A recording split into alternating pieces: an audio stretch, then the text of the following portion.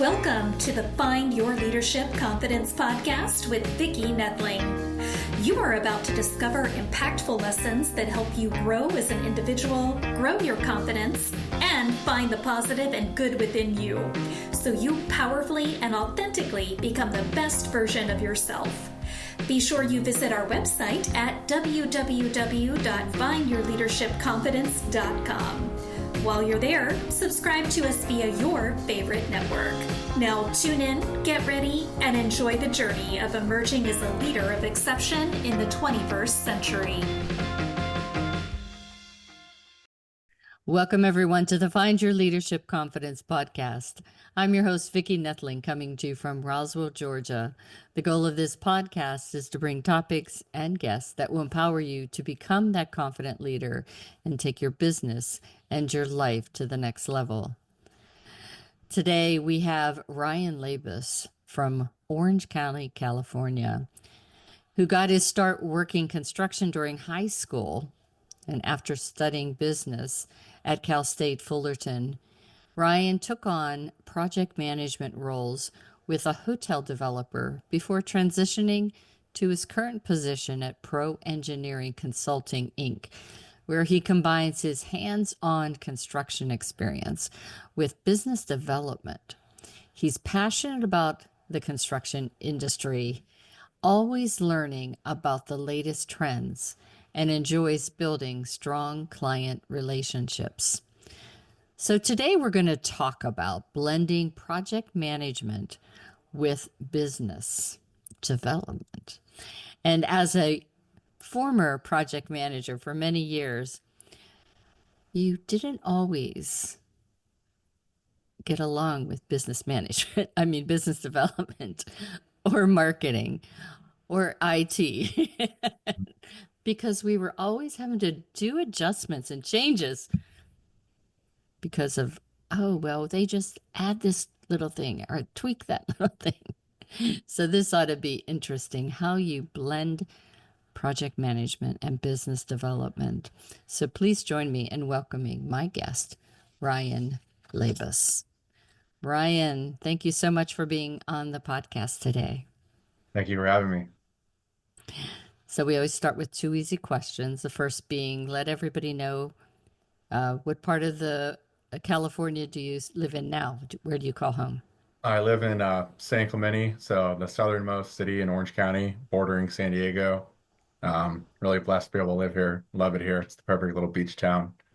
Yeah, I love San Diego. Spent lots of time there doing projects for UPS and the UPS store. So share a bit about this journey. We just kind of gave a little bit of the paths that led you to what you do today, but talk to us about, things that really, challenges that you had or really pivotal moments that really informed what you do today and why you do it. Got it. I guess I can say I've always had a passion for construction. Starting as a kid, I just really liked playing with the Lincoln Logs and Legos. And I was watching Modern Marvels and how it's made on Discovery Channel. Just really interested in how stuff works, taking stuff apart, putting it back together. And by the time I got to high school, for some reason, I was just pretty certain that I wanted to get a degree in construction management. I wound up working for a friend of mine's family business doing commercial construction after school, and I'd continue to work for them throughout college in the summer. When it came time to go to college, I wound up going for a business degree. I just figured that I can always, use my experience like on site or in field if I want to go the project management route, but the business degree would be more versatile. So, and while studying business at Cal State Fullerton, I really started to fall in love with just marketing and the art of sales and the psychology behind it. I did, after I graduated, take a job as an assistant project manager for a small boutique hotel chain based in Orange County. I think I soon learned that I was better suited for the business development side of things. Project management was a lot for me. It's a great career, but I just I just wanted to go the business development route after all. So I was connected with a recruiter and I got introduced to pro engineering. I've been here for 3 years now, or a little over 3 years, and I love it. It's the perfect mix of sales and marketing while still being able to collaborate with our engineers on my team and the architects and contractors we work with to problem solve and get a little bit technical when I need to. So I read that you do love architecture and design trends. So what excites you most about staying up to date with architectural and design trends, and how do you apply your knowledge to the work that you do at your pro engineering consulting? I would say, I mean, just following the trends, just having a passion for the construction industry. It's fun to see what the architects we work with are designing and then just seeing how our team supports their visions. I definitely look for patterns and trends and how we can solve specific projects, uh, specific problems that come up on different types of projects that we work on. We're just able to take and apply that knowledge with a new project or a new client, and just build our knowledge base, I guess, for certain scenarios that might come up, with a certain design concept. Um, Hmm. and yeah, I just really in general like I just really enjoy seeing some of the custom things that we work on, custom homes, and restaurants. A lot of what's going on the residential side over the past couple of years has been pretty much the same, at least in the markets that I'm working in. It's a little bit cookie cutter, but there's a degree of enjoyment we get, um, with just building processes and kind of just challenging ourselves to complete these projects even faster and more efficiently if we're seeing the same type of project over and over and Hmm. over again. So the you get both sides. The cookie cutter stuff from a aesthetic um might be not as exciting as the more custom work we do, but it's both sides are fun. Is there, I like in Florida, for example, with the extreme weather and things that they have, there's certain construction requirements that you have to have. For California, given high winds Yeah. and other things, the challenges you have, um, does that lead to some design trends that are more really focused to support the uniqueness of maybe the California area? Mhm. Yeah, definitely on the structural side, California has the seismic factor with earthquakes, and then there's also the wind, and hurricane risk in a state like Florida, for example. But it boils down on to every little detail on a state by Hmm. state level. Obviously, California is a little bit more progressive when it comes to energy conservation and the way you design a building. In California, as far as something like the electrical infrastructure goes, is going to be a whole lot different than you might in Texas or Florida. So it's just interesting to see the changes, state to state. Hmm. So, in your current role, how do you approach the long-lasting relationships with clients, um, and really ensure that those relationships lead to business growth? You want repeat customers, if you will, or tell a friend kind of customers, referrals. Yeah. Well, I guess my role is business development. It's not titled sales manager or sales representative. I mean, with business development, it's you're kind of brought. I've been pretty much brought on to grow relationships, and for me, that means genuinely getting to know my clients and their goals and objectives, not just trying to make them happy once or twice to get a Mm. sale. I take a really consultative approach, and this industry is really built on relationships and referrals. So teaming up with other people that we've worked with is proven to be pretty Yeah. successful for me. I definitely like to facilitate conversations between people that we work with that maybe don't know each other, but they could benefit from each other's services or knowledge or expertise. So I'll introduce them. And if you can do that, and just provide a valuable connection to someone and not even expect them to return the favor, eventually it'll come back and benefit Yeah, for sure. So how do you take what like your personal interest you. Mhm. to influence the work-life balance? Because yeah, the any job that you have that's dealing with construction Mhm. has things that can go wrong at any time of day or night, and you have to be able to do that. So you have to have a good team, and Mhm. you have to really have a lot of collaboration with all the different vendors that you use. So Mhm. just talk about that. How do you really keep everybody happy? I guess there's a little bit to dissect there. It's keeping other people happy, keeping myself happy. I mean, construction can be a high stress environment, especially in like a project management role. Yeah. I'm fortunate. I'm blessed now that I'm got a hybrid schedule. Now I'm on the more like the design and consulting side as opposed to being in the field. You don't have those commutes to the job site. So I Mm, have enough time, luckily, for my own personal interests and everything I like to do out of work. But I'd say like perhaps how my lifestyle and life choices um affect my work. I mean, I love to explore and live a really active lifestyle, and being able to travel to the different job sites and get out of the office helps a lot with just feeling like I'm not trapped in the office, but hmm. I'm also not commuting all the time. As an individual, I don't think I'm the most disciplined person ever, but uh, I definitely believe that the way you do anything is the way you do everything. So if I'm on top of things like my diet and exercise in my personal life and pushing myself to do things that I don't want to do necessarily, but I feel like I have to do, then it definitely Hmm. translates into my work, whether that means spending an extra hour at work on Friday afternoon to get things done or work ahead or make that phone call you don't want to make to resolve an issue. Um, Yeah, I just I don't think there's much of a science to it. You kind of just have to do it.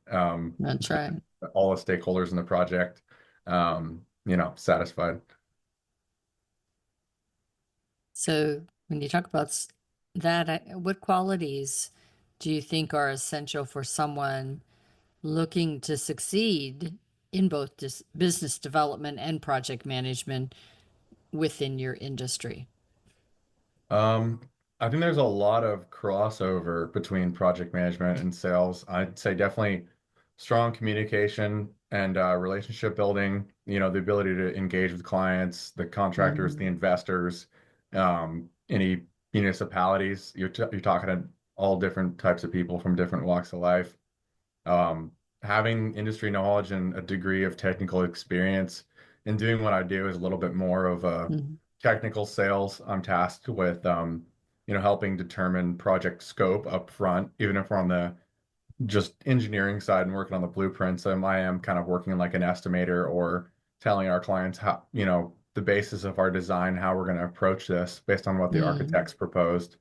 Um, Problem solving. I mean, project management, there's tons of problem solving. You have to be decisive, and sales Yeah. is essentially problem solving. Um, I think just leadership in general, there's negotiation with both project management and sales, as well as just being organized and having time management. Um, yeah, I think that's a lot of Yeah, the. and I really think that the relationship building is a huge piece. I mean, you have to be a people person. You can crunch the numbers all you want, but to really get people to do what you want them to do as quickly as you need them to do it and creatively or whatever, you have to have those people skills to build the strong relationships that you need. You need to be a good communicator too. What's that construction thing? Cut once or measure once, measure twice, cut Measure once. twice, cut That's a once. Yeah. yeah. You know, um, definitely. I think that's important too.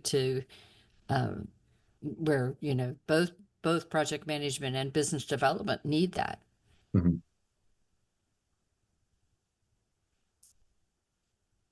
So, in the last few minutes here, looking ahead, what aspects of construction and engineering as an industry are you eager to explore? What excites you about what's potentially out there? Um, I'd say honestly, just business development in and of itself has been motivating to me. I'm gonna continue to try to, stand by the brand here at Pro Engineering, and I really respect leadership and ownership here. I'd say one thing that I think is going to be interesting to see down the line. It's not quite there yet, but definitely the impact that um, things like AI is going to have on the construction Hmm. industry, especially Yeah. on the design side. Yeah. I think it's going to create new careers for people. Definitely, there'll be a little bit of an adjustment period for sure, but Yeah. it'll, it'll be interesting. Yeah. Should be exciting. Maybe help with that time management piece too. Definitely. Oh my goodness. Well, if you all have enjoyed this conversation and are wanting to know a little bit more about business development and the construction field or project management, then I have, as always, a slide for you that has Ryan's contact information. If you're just listening, you can get all this information on my YouTube channel, Vicky Nethling, or you can go to findyourleadershipconfidence.com. So the website is www.proengc.com, and that's for Pro Engineering Consulting. So PROENGC, like Charlie. LinkedIn is his name, Ryan Labus, Labus, and then a bunch of numbers. But if you just search for Ryan Labus, you'll be able to find him.